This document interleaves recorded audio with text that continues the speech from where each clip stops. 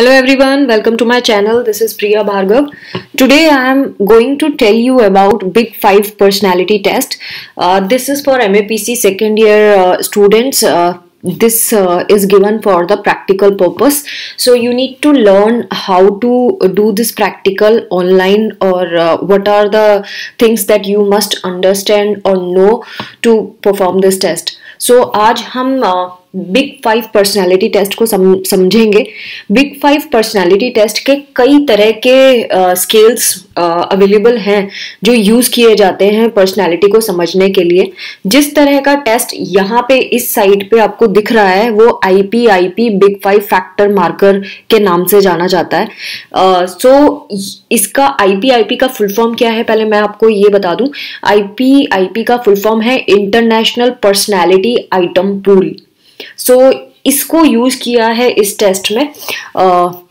अगर big 5 personality trait की बात करें तो ये बिग 5 पर्सनालिटी ट्रेट नाम इसलिए दिया है क्योंकि ये 5 तरह की मेजर पर्सनालिटी में लोगों को डिवाइड कर देता है। यानी कि जब आप टेस्ट देंगे तो इन पांचों में से कौन सी क्वालिटी आप में सबसे हाईलाइटेड है वो आपको पता चल जाएगी। ये 5 क्वालिटीज कौन कौन सी हैं। पहली है एक्स्ट्रावर्जन, यानी कि अगर एक्स्ट्रावर्जन का काउंट आपका ज्यादा आता है यानी कि आप एक्सट्रोवर्ट पर्सन है, और अगर कम आता है यानी कि आप इंट्रोवर्ट है। आप जस्ट उसका उल्टा समझेंगे। न्यूरोटिसिज्म सेकंड है, न्यूरोटिसिज्म ज्यादा आता है यानी कि आप न्यूरोटिक हैं। एग्रीएबलनेस थर्ड ट्रेट है। अगेन आप वो इंसान है जो जल्दी से सामने वाले की बात पे एग्री हो जाते हैं। देन कंसीटियसनेस ये फोर्थ ट्रेट है, एंड ओपननेस फिफ्थ ट्रेट है। तो ये 5 तरह के जो ट्रेट हैं ये मेजर ट्रेट्स हैं जो मैक्सिमम ऑफ द पीपल में अवेलेबल है।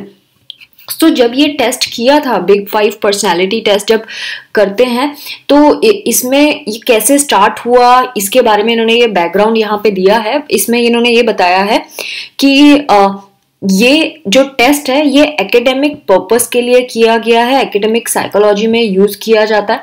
और बेसिकली ये जो टेस्ट है स्पेशली ये सिर्फ रिसर्च वर्क के लिए है या स्टडी के पर्पस से है। इसके बेसिस पे आप किसी इंसान को एक साइकोलॉजिकल या साइकियाट्रिक एडवाइस नहीं दे सकते, ये आपको ध्यान रखना है। अगेन जब ये कैसे निकालेगा ये 5 ट्रेट्स ही क्यों, ये भी आपके दिमाग में आ रहा होगा। बेसिकली अगर हम देखें तो लोग ना अलग अलग ट्रेट्स के बने हैं, बहुत सारे ट्रेट्स हैं, एक नहीं है, hundreds of traits are there. But ये 5 जो जिनके बारे में बात किया है, ये 5 ट्रेट्स वो ट्रेट्स हैं जो maximum of the people are available. ज्यादातर लोगों में ये 5 ट्रेट्स होते ही होते हैं। दैट इज वाई हम पर्सनालिटी को 5 ट्रेट्स में ही बांट रहे हैं और इसीलिए इसका नाम है बिग 5।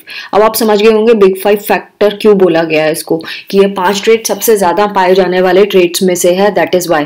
सो इसको जब स्टडी किया है तो जो टेक्निक इसमें यूज हुई है उसको बोलते हैं factor analysis research. Factor analysis की हेल्प से रिसर्च की गई है और hundreds of personality all over world से ली गई थी जब ये किया गया था। आप एक बार सेल्फ रीडिंग भी कर लें, इसमें सिर्फ मेरे बोलने पर रिलाय ना करें, क्योंकि जब बोलते हैं तो बहुत सारी चीजें छूट भी जाती हैं जो बतानी होती हैं, लेकिन फिर बाद में क्लिक होता है कि अच्छा इसमें ये वाली चीज भी तो छूट गई, बताना था। तो इसीलिए आप एक बार रीड जरूर कर ले इस डॉक्यूमेंट को, और कैसे ये डॉक्यूमेंट एक्सट्रैक्ट करना है वो मैं प्रीवियस वीडियोज में आपको बता चुकी हूँ। सो ये गोल्डबर्ग ने 1992 में डेवलप किया था IPIP बिग 5 फैक्टर मार्कर्स। इसका प्रोसीजर क्या है? प्रोसीजर में 50 आइटम्स हैं, यानी 50 स्टेटमेंट्स होंगे, उनको पढ़ के आपको उसको मार्किंग करनी है। अगर आप 1 की तरफ मार्क करते हैं यानी कि आप डिसएग्री हैं उस स्टेटमेंट से, अगर आप 3 को मार्क करते हैं यानी न्यूट्रल है, और अगर आप 5 को मार्क करते हैं यानी कि आप उस चीज से एग्री करते हैं, और 4 को मार्क करेंगे तो मतलब एग्री एंड न्यूट्रल के बीच में, मतलब टुवर्ड्स एग्री, और अगर 2 को मार्क करते हैं यानी कि डिसएग्री एंड न्यूट्रल के बीच में, यानी कि टुवर्ड्स डिसएग्री होगा। ये जो पूरा टेस्ट किया जाएगा वो 3 to 8 मिनट्स लेता है कंप्लीट करने में। पार्टिसिपेशन की बात करें तो जो टूल है, जैसे मैंने पहले बताया था, ये एंटरटेनमेंट पर्पस या एजुकेशनल पर्पस के लिए यूज होता है। जो इसके टेस्ट होंगे वो साइकोलॉजिकल एंड साइकेट्रिक एडवाइस के लिए नहीं है, और कोई गारंटी नहीं है इस टेस्ट की कि ये कितना एक्यूरेट टेस्ट है। तो ये सिर्फ आपको ट्रेनिंग पर्पस से है कि आप कैसे किस तरह के क्वेश्चंस होते हैं वो आप समझ जाएं जो पर्सनालिटी टेस्ट में होते हैं, तो इस वजह से ये किया जाता है। अब इसको शुरू करने के लिए आपको यहाँ पे प्रेस करना होगा बिगिन असेसमेंट, और मैंने प्रेस कर दिया है। नाउ जैसे ही हमने क्लिक किया था हमें ये 50 क्वेश्चंस जो उन्होंने बताए थे, 50 आइटम्स, वो हमें मिल जाएंगे। मैंने ऐसे ही रैंडमली मार्क कर दिया आपके लिए सो दैट हम आगे प्रोसीड कर सकें और हम जाने कैसा है। जब आप ये पूरे मार्क कर देंगे तो आप कंटिन्यू पे क्लिक कर दीजिए। कंटिन्यू पे जैसे ही क्लिक करेंगे आपको ये स्क्रीन खुल जाएगी जिसमें फिर से बोला है you have completed the personality test, just a few optional questions before your results, were your answers accurate and can they be used in our research.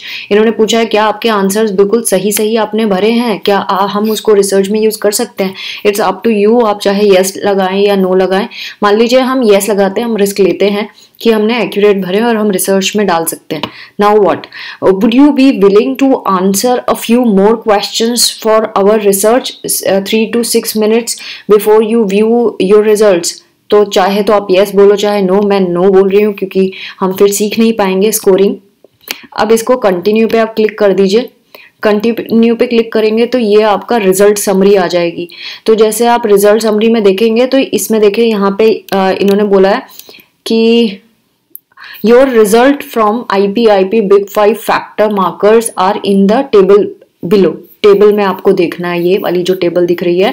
The table contains a raw score. यहाँ पे देखेंगे तो देखिए raw score के बारे में raw score दिखाया गया है एंड ऑल्सो अ परसेंटाइल, ये परसेंटेज भी बताई है। What percent of other people who have taken this test that you score higher than. कितने परसेंट लोग ऐसे हैं जिनके स्कोर से आपका हाई आया है। तो 19% लोगों से हाई आया है आपका एक्स्ट्रावर्जन।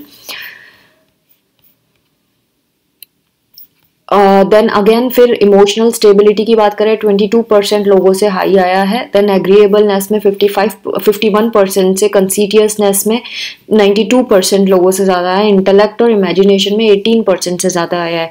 तो ये आपका ये बताया कि वो जो 5 ट्रेड्स हैं वो कितना कितना आपका ज़्यादा है। नीचे यहाँ पे अगर आप देखें तो इन्होंने यहाँ पे ट्रेड डिस्क्रिप्शन भी दिया है। फैक्टर 1 की बात की गई है, ये फैक्टर 1 है। यहाँ पे आप ऊपर टेबल पे देख रहे होंगे, यहाँ 1 लिखा है। मेरे एरो पे ध्यान देंगे तो आपको पता चलेगा। ये एक्सट्रोवर्जन के बारे में बात किया है। Factor 1 is sometimes given other name such as surgency और पॉजिटिव इमोशनैलिटी के नाम से भी जाना जाता है।